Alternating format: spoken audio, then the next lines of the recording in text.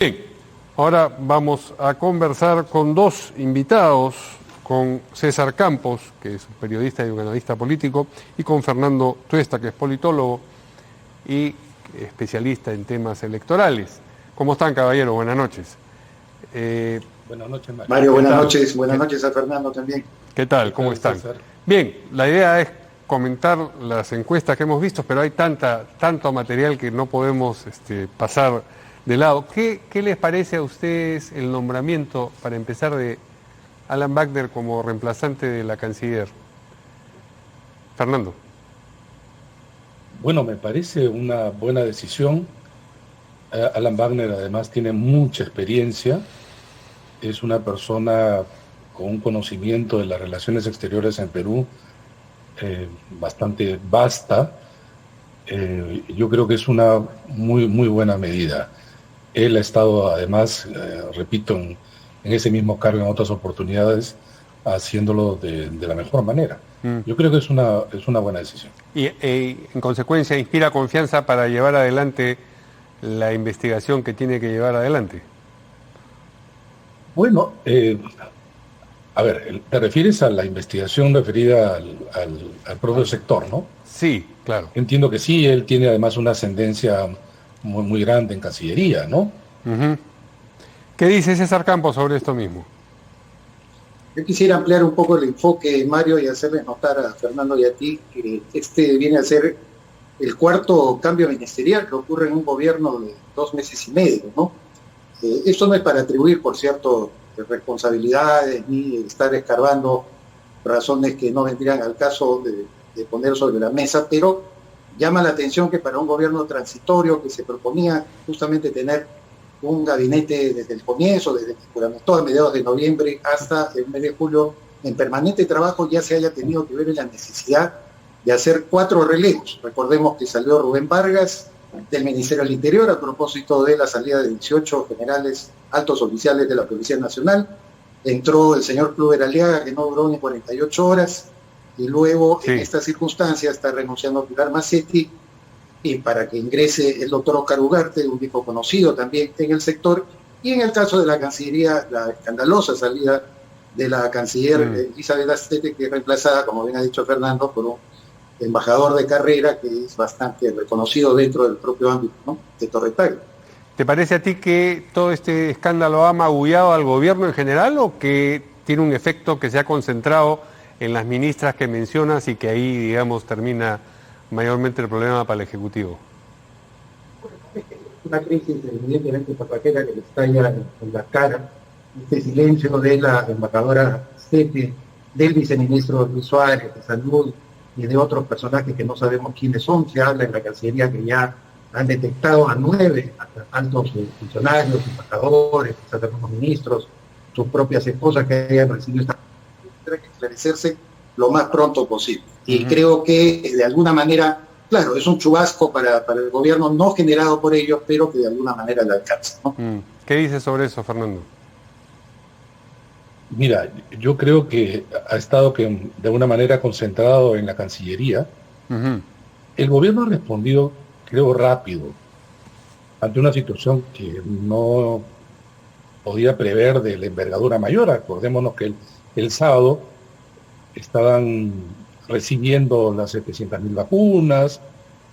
Obviamente esto da esperanza, este era además un buen elemento a favor del gobierno, y esto es un bombazo por la retaguardia, ¿no?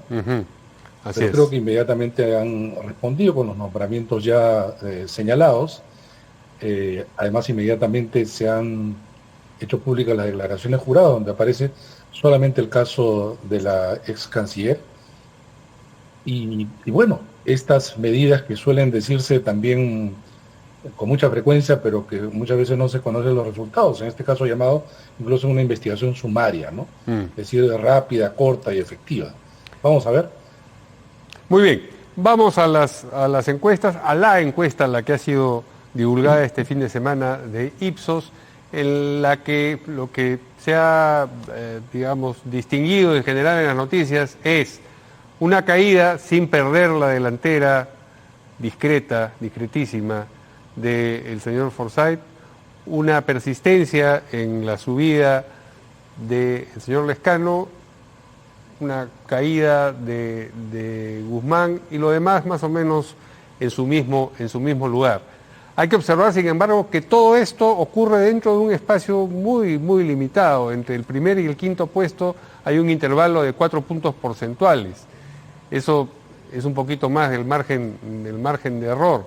De manera que parecería un esfuerzo por darle relevancia a algo que en realidad se maneja en una especie de microcosmos.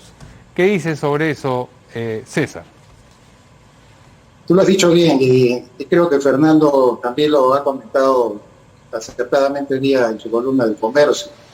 Tenemos que primero ser conscientes de esta tipicidad que tiene el proceso electoral.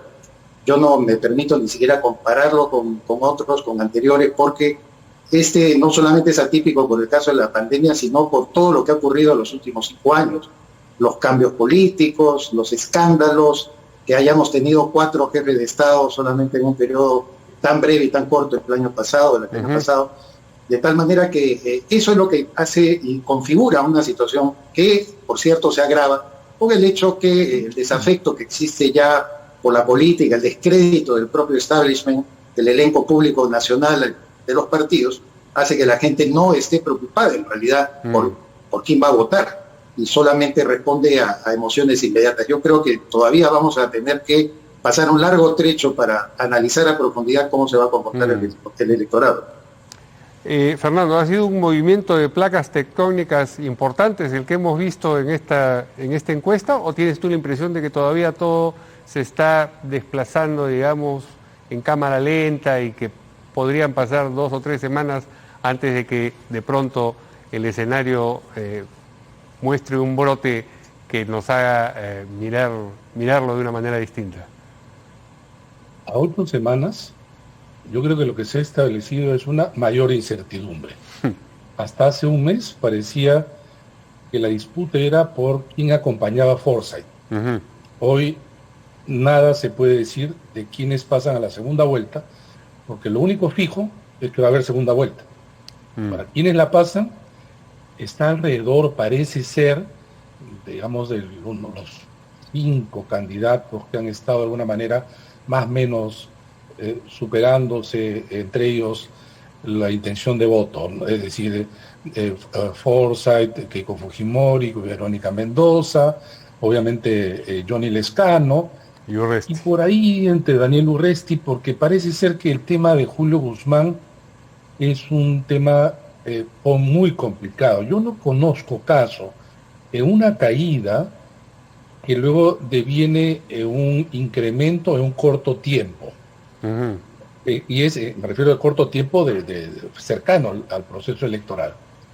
Con esto quiero decir incluso que si es que la aprobación de Sagasti mejora, no necesariamente va a cargar con la aprobación de Guzmán.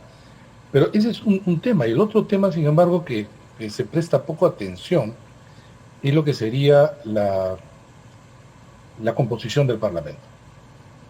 Esto se está pareciendo mucho a la elección del 26 de enero del año pasado.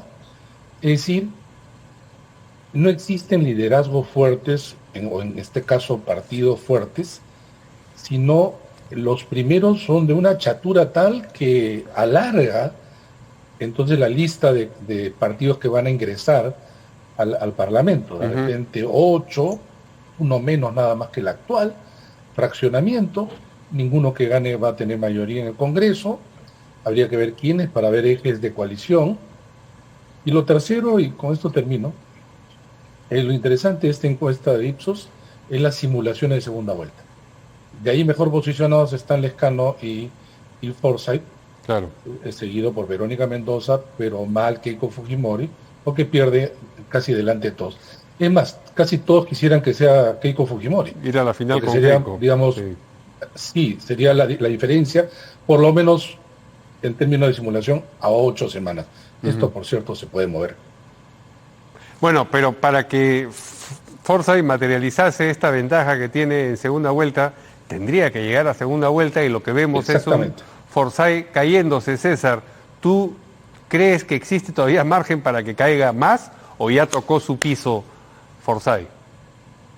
No, nadie todavía se puede hablar que antes toca piso o que podría seguir descendiendo. En este esquema atípico que hemos señalado, a mí me da la impresión que todavía queda un margen como para que algunos se puedan recuperar. Lo primero que habríamos que preguntarnos por qué razón Forsyth ha mantenido este liderazgo, más allá de lo comúnmente en otras elecciones, alguien que aparentaba siempre comandar las encuestas apenas iniciado el proceso, pues se caía mucho más rápidamente de lo que se ha caído Forsyth.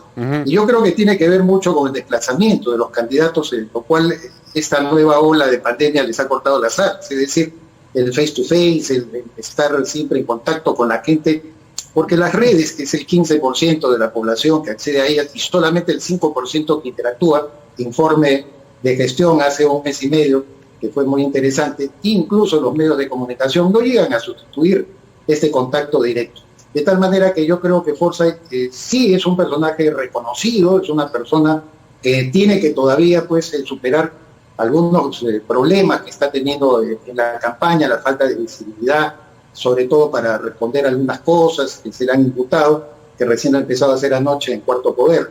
De tal manera que sí, todavía yo creo que podría tener margen de recuperación, pero eso va a depender también, como ha dicho Fernando, de esta situación en la que Lescano, la propia Verónica Mendoza, evidentemente pueden escalar mucho más, porque también son activos en el contacto con la ciudadanía, en el face-to-face, el cara a cara.